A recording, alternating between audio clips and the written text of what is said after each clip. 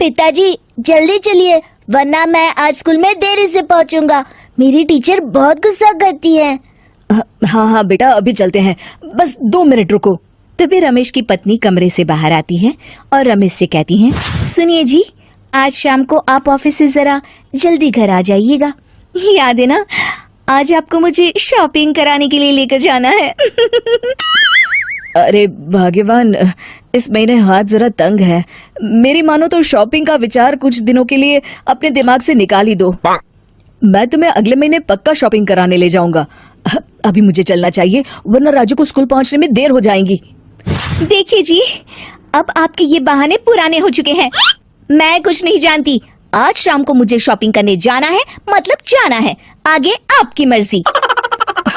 अच्छा ठीक है भाग्यवान, अब तुम पूरा घर सर पर मत उठाओ, मैं कुछ करता हूँ। इतना कहकर रमेश अपने बेटे राजू को लेकर वहाँ से चला जाता है। घर से निकलने के लिए रमेश जैसे ही अपनी मोटरसाइकिल शुरू करता है, तभी उसकी माँ उसे आवाज देकर कहती है, अरे रमेश, आज शाम को मुझे कुछ पैसे दे देना। याद है ना, मैंने तुझसे कहा था कि मुझे मंदिर में चढ़ावा चढ़ाना है। अरे माँ, मेरी तनख्वाह आने में अभी 10 दिन बचे हैं, अभी मेरे पास बिल्कुल पैसे नहीं है। हाँ, मेरी तनख्वाह मिलते ही मैं तुम्हें पैसे दे दूंगा। रमेश की माँ चिढ़कर कहती हैं, अरे तेरा दिमाग तो खराब नहीं हो गया? मैंने तेरे भरोसे मंदिर के पुजारी जी से वादा कर दिया है और तू कह रहा है कि पैसे नहीं है। अब मैं पुजारी जी को क्या जवाब दूंगी? तुझे तो मेरी इज्जत की भी कुछ परवाह नहीं है। अच्छा ठीक है माँ, अब तुम गुस्सा मत करो, मैं शाम तक कुछ इंतजाम करता हूँ। इतना कहकर रमेश वहाँ से चला जाता है। फिर दोपहर को जब रमेश अपने दफ्तर में बैठा होता है, तब उसे अपनी पत्नी और माँ की बातें याद आती हैं। रमेश अपने दफ्तर के एक साथी मोहन से कुछ रुपए उधार मांगता है। अरे भाई मोहन, मेरा एक छोटा सा काम कर दो, मुझे कुछ रुपयों की सख्त जरूरत है। मुझे कुछ दिनों के लिए क्या तुम रुपए उधार दे सकते हो? अरे रमेश भाई, मैं तुम्हें पैसे उधार तो दे सकता हूँ, लेकिन मुझे वक्त पर पैसे लौटा देना। वैसे भी मेरा मानना है कि दोस्ती यारी में कभी पैसों का व्यवहार नहीं करना चाहिए। ये कहावत तो तुमने सुनी ही होगी कि उधार प्रेम की कैंची है। मैं नहीं चाहता कि पैसों को लेकर हमारा रिश्ता खराब हो। अरे मोहन, तुम बिल्कुल चिंता मत करो, मैं तुम्हारे पैसे वक्त पर लौटा दूंगा। फिर मोहन रमेश को पैसे दे देता है।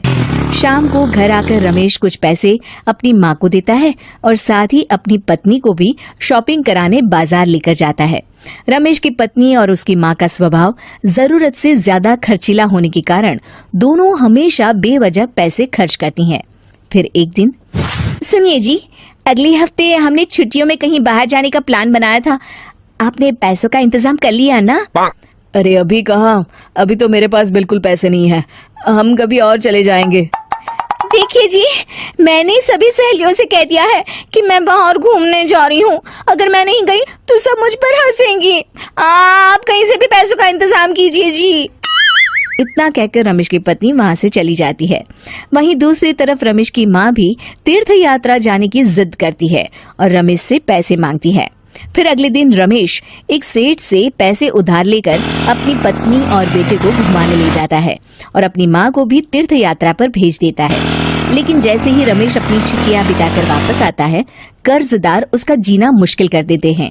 इतना ज्यादा कर्ज एक साथ अपने ऊपर देख रमेश काफी परेशान रहने लगता है। फिर एक दिन राजू की स्कूल की फीस वक्त पर न भर पाने के कारण रमेश को स्कूल में बुलाया जाता है। स्कूल के प्रिंसिपल साहब रमेश को सख्त हिदायत देते हैं कि अगर वक्त पर स्कूल की फीस नहीं भरी गई तो उनके बेटे का नाम स्कूल से काट दिया जाएगा। अपने बेटे की स्कूल की फीस भरने के लिए रमेश अपने दोस्त गिरधारी से कुछ पैसे उधार ले लेता है और स्कूल की फीस भर देता है। रमेश की माँ और उसकी पत्नी खर्चे और घर की जिम्मेदारी संभालते संभालते धीरे धीरे रमेश पूरी तरह कर्ज में डूब जाता है।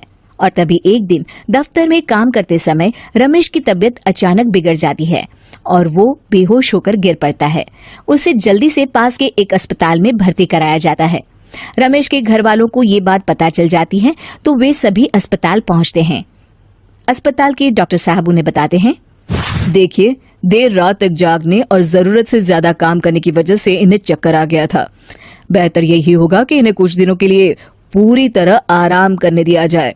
रमेश की हालत देखकर उसके बेटे राजू को बहुत गुस्सा आता है और वो अपनी दादी और माँ से कहता है, माँ, दादी, मैं इतना छोटा हूँ, फिर भी मैं इतना समझता हूँ कि पिताजी दिन रात दफ्तर में काम करके पैसे कमाते हैं। पिताजी अकेला पूरा घर संभालते हैं और आप दोनों अपने फिजूल के खर्चों के लिए उन पर दबाव डालते रहते हैं। आज पिताजी की हालत के जिम्मेदार तो आप दोनों हैं। राजू की समझदारी भरी बातें सुनकर रमेश की माँ और पत्नी को अपनी गलती का एहसास होता है और दोनों की आंखों में आंसू आ जाते हैं। फिर कुछ दिनों के बाद रमेश की तबीयत एकदम अच्छी हो जाती है और वो पहले की तरह अपने काम पर जाने लगता है। रमेश की माँ और पत्नी अब उसे किसी प्रकार की कोई तकलीफ नहीं देते और ना ही उससे किसी चीज की मांग करते हैं।